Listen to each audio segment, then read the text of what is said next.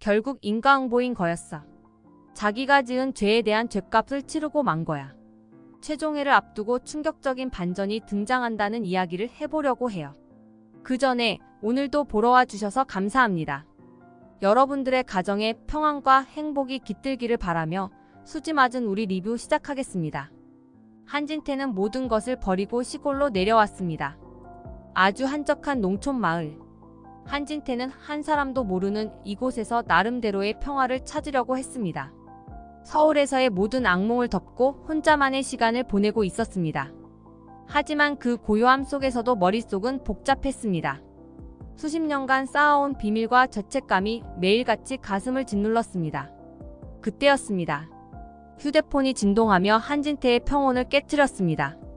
휴대폰을 집어든 한진태는 잠시 주저했습니다. 몇 번이나 떠났던 과거가 다시 그에게 닥쳐올까 두려워하는 마음이 스쳤습니다. 화면을 켜니 메시지 하나가 도착해 있었습니다. 송신자는 한현성이었습니다.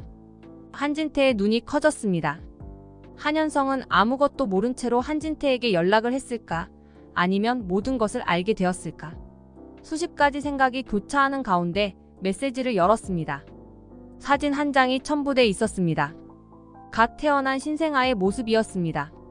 한양원 한현성의 아들 한진태에게는 첫 손주였습니다. 한진태는 한참 동안 사진을 응시했습니다. 작은 주먹을 쥔 한양원의 모습에 눈을 떼지 못했습니다. 아이는 순진무구했습니다. 마치 세상의 죄악과는 아무런 관련이 없는 듯한 표정이었습니다. 순간 한진태의 가슴이 찌르듯 아팠습니다. 내 손주. 한진태의 목소리가 떨렸습니다. 손주구나. 이 아이가 말을 마저 잊지 못한 채 눈을 질끈 감았습니다. 이토록 예쁜 아이와 함께할 수 없는 현실, 그것은 자신이 저지른 모든 죄악의 결과였습니다. 손자 앞에 당당하게 나설 수 없는 자신의 처지가 더없이 초라하게 느껴졌습니다. 아이는 아무것도 모르고 이렇게 아름답게 태어났지만 한진태는 그 아이에게 할아버지로서 해줄 수 있는 것이 없다는 사실이 한진태의 가슴을 무너뜨렸습니다. 한진태는 머리를 감싸 쥐었습니다. 자신이 저지른 잘못들이 한꺼번에 몰려오는 듯 했습니다. 손자를 처음 본 이 기쁨이 단 한순간이라도 누려질 자격이 없다는 사실이 더욱 고통스러웠습니다. 이게 다 내 탓이야. 내가 잘못했어. 한진태의 목소리는 이제 거의 속삭임에 가까웠습니다. 손주를 보고 느낀 감동이 잠시였습니다. 그 후로 찾아온 것은 후회와 자책뿐이었습니다. 한양원이 살아갈 세상에서 할아버지라는 이름을 단 한 번이라도 불릴 자격이 없는 자신. 그 모든 것이 한진태의 잘못이었습니다. 한양원을 직접 안아보고 싶은 마음이 솟구쳤지만 동시에 그 아이와 함께할 수 없는 상황이 자신의 죄 때문이라는 것을 자각할 때마다 눈물이 쏟아졌습니다. 내가 이 아이 앞에 나설 자격이 있을까? 한진태는 스스로를 저주했습니다. 자신의 실수와 잘못된 선택이 지금의 비극을 초래한 것이 너무나 분명했기 때문이었습니다. 아이에게 할아버지라는 존재는 희망이 되어야 하지만 자신은 그저 그림자에 불과하다고 느꼈습니다. 한양원의 사진을 보며 한진태는 복잡한 감정에 휩싸였습니다. 처음엔 할아버지가 되었다는 기쁨에 잠시 눈물이 났지만 이내 깊은 후회와 절망으로 마음이 물들었습니다. 한진태는 자책의 무게를 견디지 못하고 결국 손에서 휴대폰을 놓아버렸습니다. 바닥에 떨어진 휴대폰에서 여전히 한양원이 담긴 사진이 빛나고 있었습니다. 한진태는 그 빛을 더 이상 바라볼 용기가 없었습니다. 모든 것이 끝났다는 듯한 한숨을 내쉬며 한진태는 무너진 마음을 안고 텅 빈 마을을 향해 천천히 걸어 나갔습니다. 한현성과 이혼을 합의한 진나영은 깊은 한숨을 내쉬며 짐을 챙겼습니다. 모든 것이 끝나버린 후 진나영은 무엇을 더 바라야 할지 몰랐습니다. 가슴 속에는 후회와 미련이 가득했습니다. 한양원이 태어나긴 했지만 그 아이와 함께할 권리는 이제 없었습니다. 강원도로 향하는 버스에 몸을 실은 진나영은 끝없이 창밖을 바라보며 생각에 잠겼습니다. 차창에 비친 진나영의 모습은 한때 자신감 넘치고 당당하던 모습과는 달리 이제는 잔뜩 지쳐버린 모습이었습니다. 도착지에 가까워질수록 마음은 점점 더 무거워졌습니다. 한양원에게 엄마로서 아무것도 해주지 못한다는 사실이 진나영을 괴롭혔습니다. 하지만 그렇게 쉽게 모든 것을 포기할 수는 없었습니다. 진나영은 여전히 자신이 한양원이의 엄마라는 사실을 잊을 수 없었습니다. 현성씨, 그래도 양육비는 보내게 해줘요. 내가 해줄 수 있는 게 이것뿐이니까. 버스가 흔들리자 진나영은 갑자기 전화기를 꺼내 한현성에게 메시지를 보냈습니다. 얼마 지나지 않아 한현성의 답장이 도착했습니다. 메시지에는 간단한 문장이 적혀 있었습니다. 필요 없어. 너는 이제 내 삶을 살아. 단호한 문구에 진나영은 마음이 무너졌습니다. 한현성의 차가운 말에 가슴 한켠이 더 깊이 아파왔습니다. 하지만 진나영은 포기하지 않았습니다. 그게 무슨 의미가 있겠어요. 그래도 나중에 후회하고 싶지 않아요. 양원이가 자랄 때 내가 조금이라도 도움이 되고 싶어요. 진나영은 간절함을 담아 다시 메시지를 보냈습니다. 휴대폰을 쥔 손이 떨리기 시작했습니다. 한양원이가 자라면서 엄마로서 할 수 있는 일조차 없다는 사실이 진나영에게는 너무나도 참기 힘든 현실이었습니다. 시간이 흐르자 한현성의 답장이 다시 도착했습니다. 네가 원한다면 보내.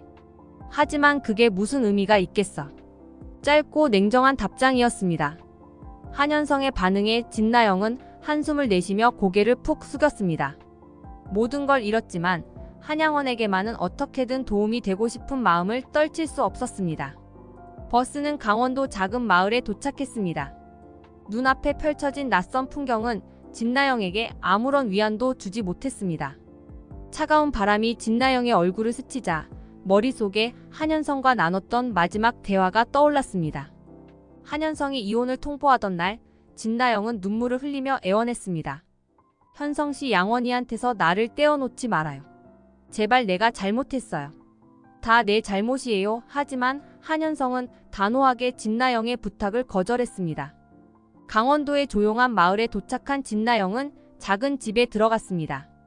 삭막한 방 안은 아무것도 없는 텅 빈 공간이었습니다.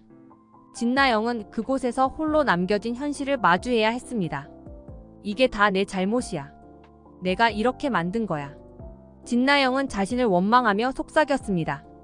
한양원이와 함께할 수 없는 고통이 가슴을 짓누르며 마치 숨을 쉬기조차 어려운 듯 느껴졌습니다. 밤이 깊어지자 진나영은 침대에 누워 눈을 감았지만 잠은 오지 않았습니다. 머릿속에서는 한양원이의 얼굴이 떠오르고 한현성이 냉정하게 내뱉었던 말들이 맴돌았습니다. 양원이가 나 없이 자라면 어떻게 될까? 내가 엄마로서 해줄 수 있는 게 아무것도 없다니. 진나영은 혼잣말을 되내며 눈물을 흘렸습니다. 차가운 눈물이 베개에 스며들었습니다. 다음날 아침, 진나영은 일어나 창문을 열었습니다. 아침 햇살이 방 안을 비추었지만 진나영의 마음속 어둠은 여전히 사라지지 않았습니다. 이제 더 이상 한현성에게도 한양원이에게도 돌아갈 수 없는 길을 선택한 진나영은 스스로를 자책하며 아침을 맞이했습니다. 그래도 내가 양원이 엄마야. 이대로 포기할 수 없어. 진나영은 스스로에게 다짐했습니다. 한현성은 강원도에 있는 진나영에게 전화를 걸어왔습니다. 나영아, 더는 애쓰지 마. 내가 무얼 하든 우린 이제 끝났어. 차가운 한현성의 목소리에서 무정함이 느껴졌습니다. 그러나 진나영은 포기할 수 없었습니다. 그래도 양원이에게는 내가 있어야 해요. 제발 나중에 후회하지 않도록 할 수 있게 해줘요. 한현성은 한숨을 내쉬며 대답했습니다. 알았어. 양육비는 보내도 돼. 하지만 네가 양원이에게 무슨 영향을 줄 수 있겠어?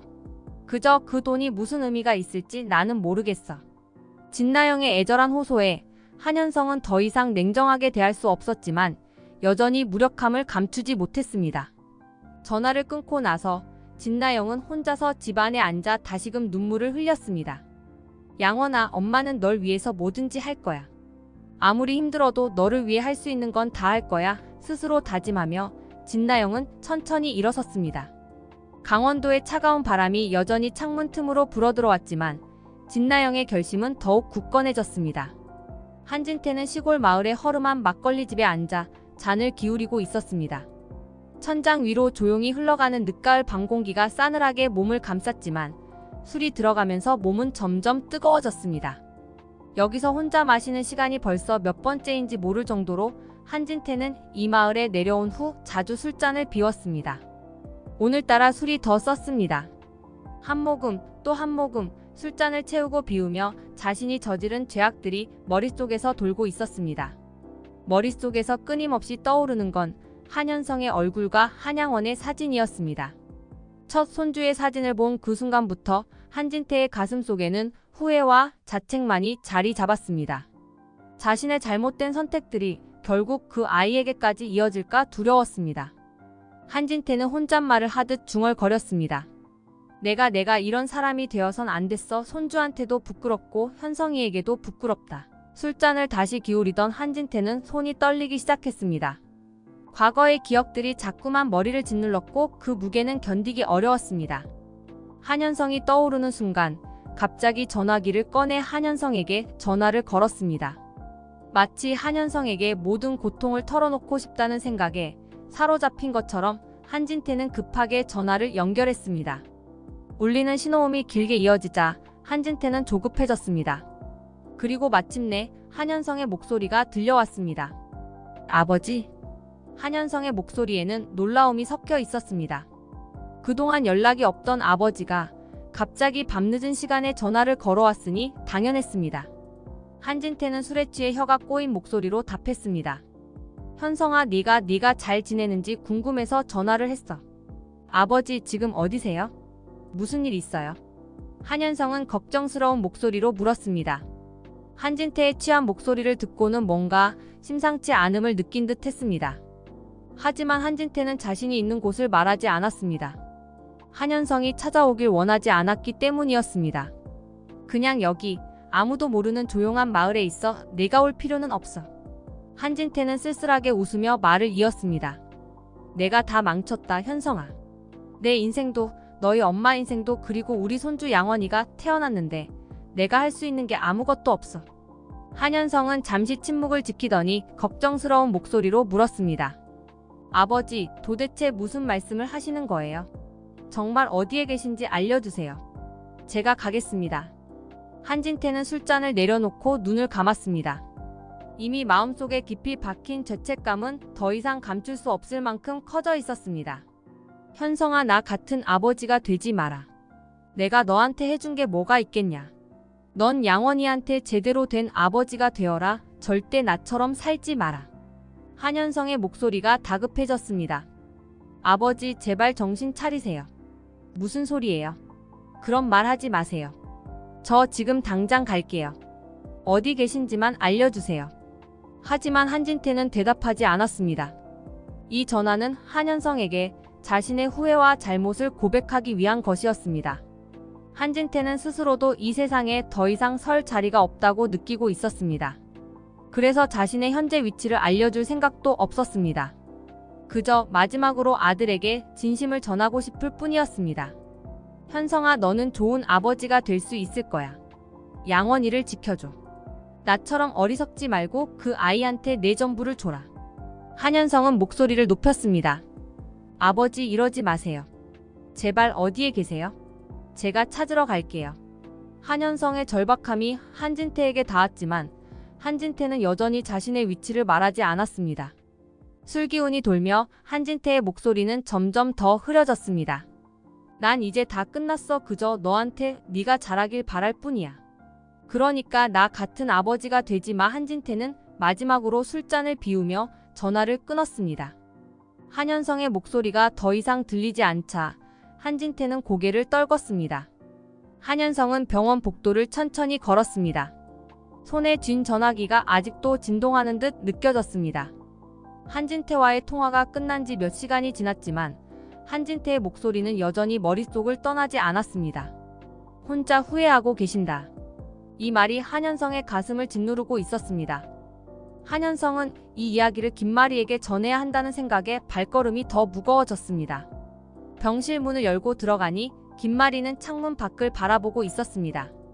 그 차가운 눈빛은 언제나 그렇듯 세상을 향해 단단히 닫혀 있었습니다. 한현성은 잠시 망설이다가 조용히 김마리에게 다가갔습니다. 엄마, 아버지한테서 전화가 왔어요. 김마리의 눈이 살짝 흔들렸습니다. 그 이름이 한진태가 그날 이후로 김마리의 마음에 깊이 박혀 있었기 때문입니다. 하지만 김마리는 여전히 담담한 표정을 유지하려 했습니다. 그래, 무슨 일로? 그녀는 차갑게 대답했습니다. 한현성은 한숨을 쉬며 방금 전 대화를 천천히 꺼냈습니다. 아버지가 후회하고 있대요. 자신이 했던 모든 선택들을, 엄마와 나에게 저지른 잘못들을 후회하면서 혼자 쓸쓸하게 지내고 있대요. 정말 혼자 있어요. 아무도 없는 곳에서. 한현성의 목소리에는 진심이 담겨 있었습니다. 김마리는 잠시 입을 꾹 다물었습니다. 창밖에 비치는 늦가을 햇살이 병실 안을 비추었지만 그녀의 마음은 여전히 얼어붙어 있었습니다. 그래서 뭐? 이제 와서 그걸 후회한들 뭐가 달라지겠어? 김마리는 서늘하게 답했습니다. 한현성은 더 이상 참을 수 없다는 듯이 다가서며 말했습니다. 엄마 아버지가 이렇게라도 반성하고 있잖아요. 물론 그동안 너무 많은 걸 잘못했지만 그래도 혼자 그렇게 살다 사라지는 건 아니라고 생각해요. 엄마도 아버지를 용서할 수는 없겠지만 그래도 아버지를 찾게 해주세요. 김마리는 한현성의 간곡한 목소리에 잠시 흔들렸습니다. 눈앞에 아들이 서 있는 모습은 김마리에게 오랜 시간 닫혀있던 문을 열게 했습니다. 현성아, 너는 정말로 내 아버지를 다시 찾고 싶어 하는 거니? 한현성은 단호하게 대답했습니다. 네, 엄마. 아버지에게는 벌 받을 날이 오겠지만 지금은 그냥 혼자 그렇게 있으면 안 돼요. 나도 아버지를 찾을 거예요. 추적해서라도 찾아내겠어요. 김마리는 그 말에 마음이 흔들렸습니다. 한진태가 정말로 반성하고 있다면 자신도 그를 용서할 수 있을까 하는 생각이 스치듯 지나갔습니다. 하지만 그동안 쌓였던 상처가 너무 깊었습니다. 그럼에도 불구하고 아들이 이렇게 간절하게 말하는데 김마리도 더 이상 무시할 수는 없었습니다. 정말로 네가 원한다면 김마리는 천천히 고개를 끄덕였습니다. 진태 씨를 찾아보는 걸 허락할게. 하지만 이 모든 것들이 나에게 어떤 상처를 남겼는지 반드시 알아야 해. 한현성은 그 말에 한숨을 돌리며 조심스럽게 웃었습니다. 엄마 고맙습니다. 아버지를 꼭 찾고 싶어요. 이제 모든 것을 정리할 시간이 된 것 같아요. 김마리는 깊은 생각에 잠긴 채 침대에 앉아 있었습니다. 한진태를 용서할 준비는 아직 아니었지만 한현성의 간절한 부탁을 외면할 수 없었습니다. 한현성이 한진태를 찾겠다고 다짐하는 모습을 보며 김마리는 조용히 눈을 감았습니다. 다시 만나게 된다면 정말 진심으로 후회하고 있다는 걸 보여줘야 할 거야. 윤자는 마트의 조명을 받으며 무거운 발걸음으로 진나영을 찾아갔습니다. 낯선 환경 속에서 돈을 벌기 위해 애쓰고 있는 진나영의 모습을 상상하며 마음속은 복잡했습니다. 진나영이 일을 하고 있는 마트의 입구에 들어서자 윤자는 처음 느낀 차가운 공기가 몸을 휘감는 듯 했습니다. 한때 모든 걸 가졌던 딸이 이제는 이렇게 바닥에서 일을 하고 있다는 사실이 믿기지 않았습니다. 멀리서 카트를 밀고 있는 진나영을 발견한 윤자는 한숨을 쉬며 다가갔습니다. 진나영의 얼굴은 창백하고 지쳐 보였으며 손에는 거친 마트 작업복이 걸쳐져 있었습니다. 진나영을 본 순간 윤자는 복받쳐오는 감정을 억누르지 못했습니다. 나영아, 네가 여기서 이런 일을 하고 있다니. 어떻게 이 꼴이 됐니? 해들재단의 안주인이 될 줄 알았는데 이게 다 뭐냐고 윤자는 목소리를 높이며 속상함을 감추지 못했습니다.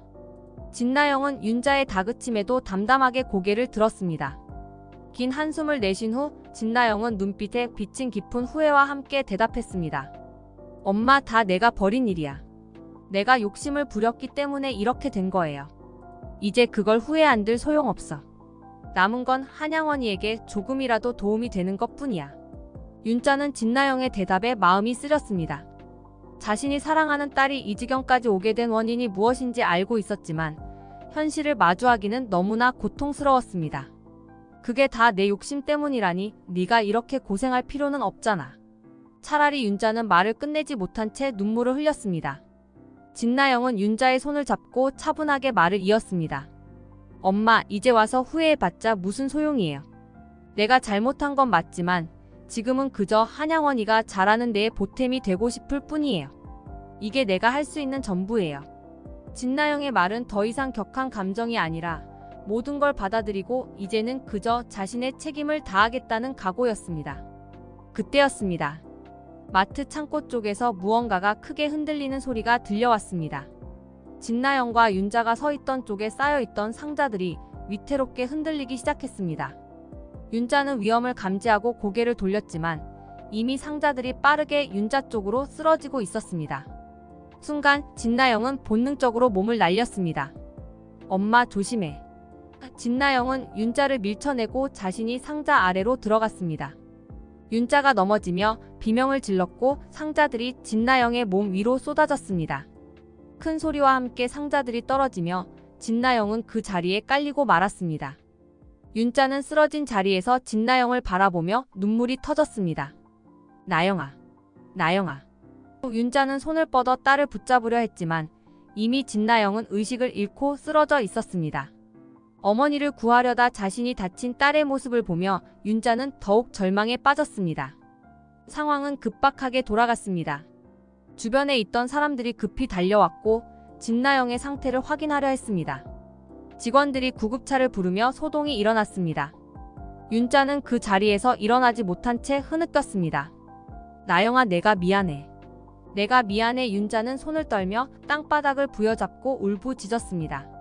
진나영의 얼굴은 하얗게 질렸고 숨소리는 거의 들리지 않았습니다.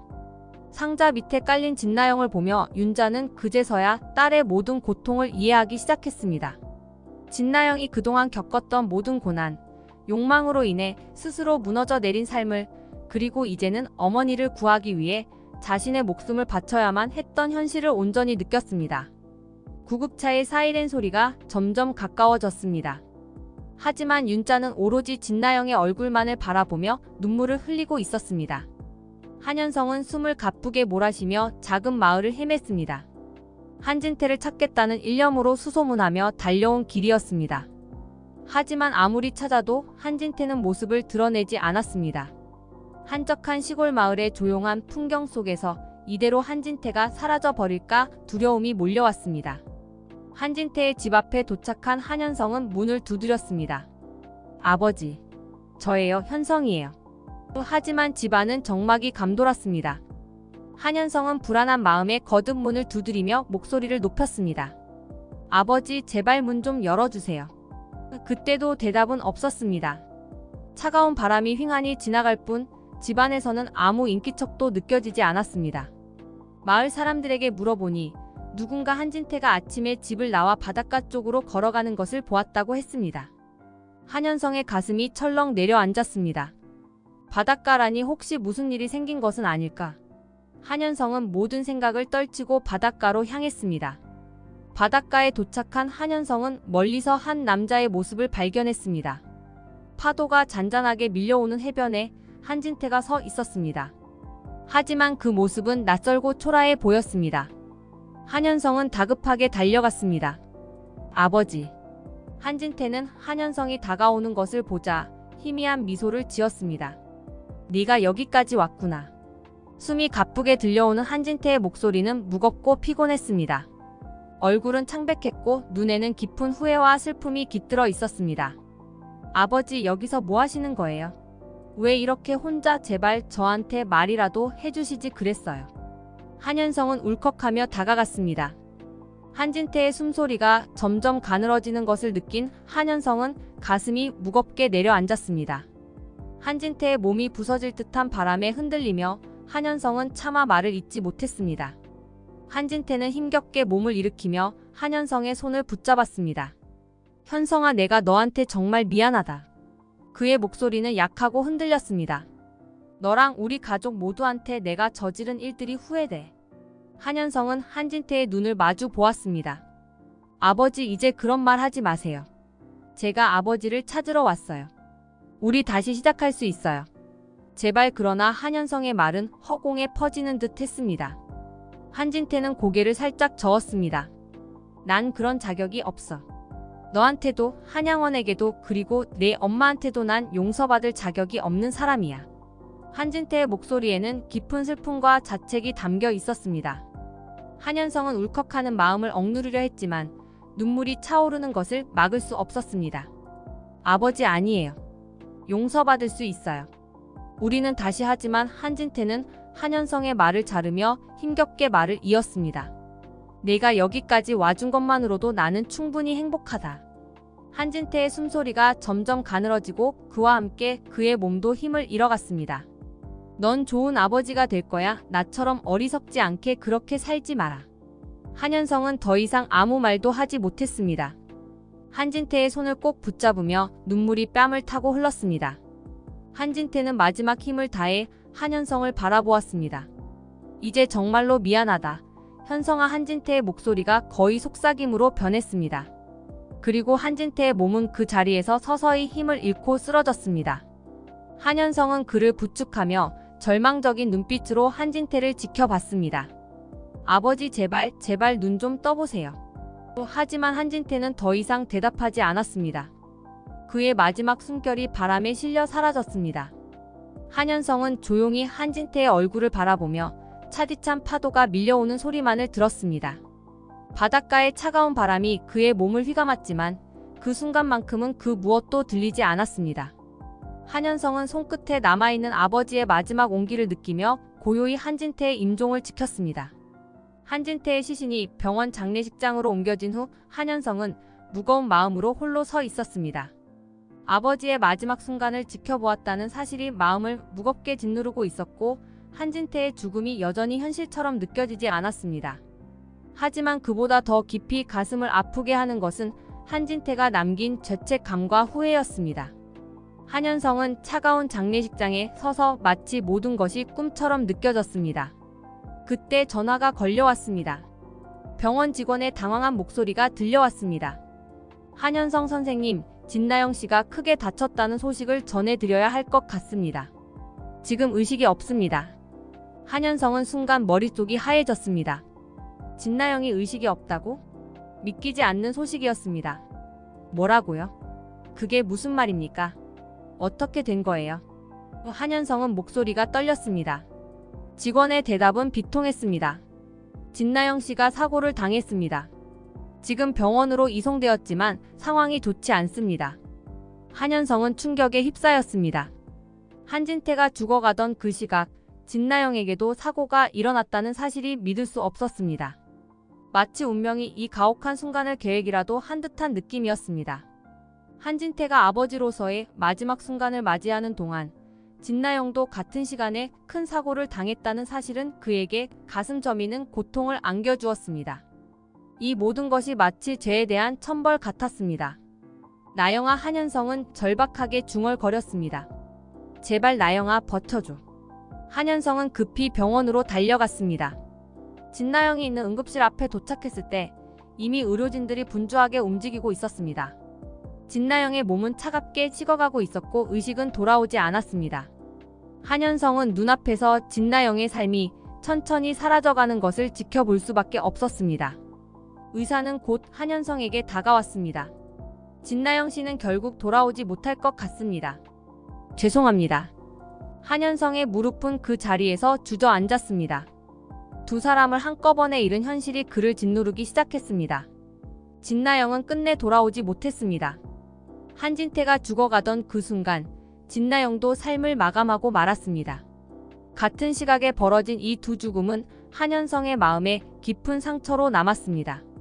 운명이 이들 모두를 용서하지 않으려는 것처럼 느껴졌습니다.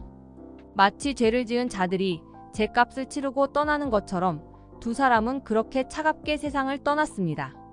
한현성은 진나영과 한진태의 장례식을 준비하며 마치 두 사람을 마지막으로 배웅하는 죄인이 된 듯한 기분에 휩싸였습니다. 장례식장 안의 공기는 차갑고 무거웠습니다. 상복을 입은 한현성의 손은 얼어붙은 듯 떨렸습니다. 두 사람의 죽음이 이토록 가혹하게 교차하는 순간을 지켜보며 한현성은 끝내 눈물을 참을 수 없었습니다. 이게 다 죄의 대가였던 건가?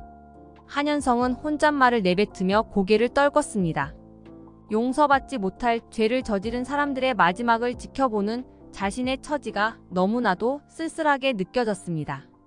두 사람은 끝내 자신이 지은 죄를 온전히 짊어진 채 그 대가를 치르고 떠나갔습니다. 그들의 삶은 뒤틀렸고 그 뒤틀린 삶의 끝은 이렇게 비극적으로 마무리되었습니다. 한현성은 장례식장에서 고개를 들었습니다. 한진태와 진나영의 영정사진이 나란히 놓여 있었습니다. 그들의 표정은 고요하고 평온해 보였지만 그 속에 숨겨진 모든 고통과 죄책감은 여전히 남아 있었습니다. 이들은 사랑하는 사람들을 모두 아프게 하고 서로를 상처 입힌 채로 떠나갔습니다. 한현성은 마지막으로 두 사람을 배웅하며 생각했습니다.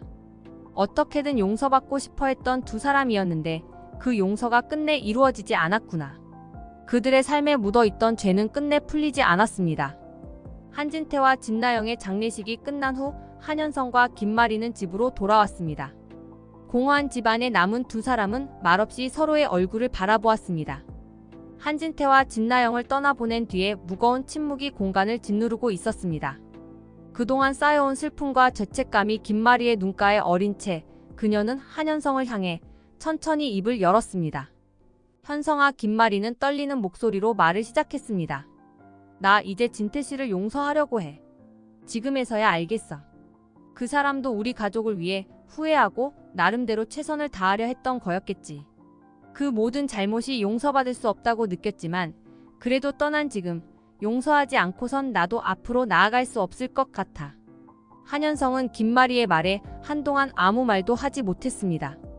한진태를 용서한다고 말하는 김마리의 얼굴에서 보이는 감정은 복잡했습니다. 그러나 그 속에는 분명 오랜 시간 동안 억눌려 왔던 마음의 짐을 조금씩 내려놓고자 하는 의지가 보였습니다. 엄마. 한현성은 조용히 입을 뗐습니다. 엄마가 아버지를 용서하겠다고 하니 저도 이제는 진나영을 용서해야겠다는 생각이 들어요.